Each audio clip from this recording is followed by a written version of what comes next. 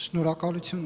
հնարավորության համար։ Պարոն Կարապետյան, այսպիսի տեղեկություն կա մամուլում, որ կառավարությունը ձեր ընտանիքին հեծի ձեռքբերման համար առաջարկել է 23.3 միլիարդ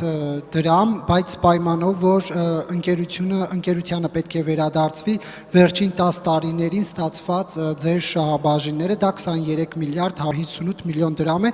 եւ եթե այդ պայմանին գնաք, ինչպես ազատությունն է գրում, հեծի արժեքը դառնում է վերջնական 142 միլիոն դրամ։ Խնդրեմ ասել, արդյոք կառավարությունից նման առաջարկ ստացել եք, թե ոչ, եթե ստացել եք, ապա ինչպիսին է Կարապետյան ընտանիքի դիրքորոշումը։ Մենք չենք մեկնաբանում այդպիսի ինֆորմացիաներ, որովհետև հիմնական մեր խնդիրը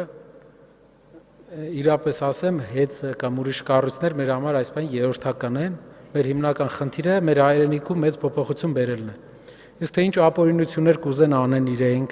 իրենք ինչ ուզում են կարող են հնարել եւ ասել եւ առաջարկել, մենք չենք ուզում դա քննարկել։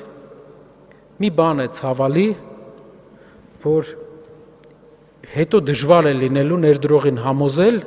որ երկիրը դզվել է, երկիրը հարգում է անձնական սեփականությունը, եկեք ներդրումներ արեք այստեղ։ Մեր գործը դժվարացնում են իրանք, ապագա կառավարության գործերը դժվարացնում են նրանով, որ ամենամեծ բիզնեսների ունեզրկման փորձերով իրենք ընդհանուր երկրի վարկանիշն են կորցնում։ Եվ մենք փորձելու ենք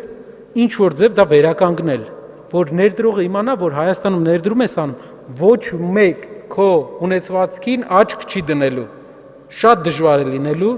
ոչ մի կուսակցություն չի փորձելու մարդ նշանակել այդտեղ։ Դժվար է լինելու հետ բերել այն,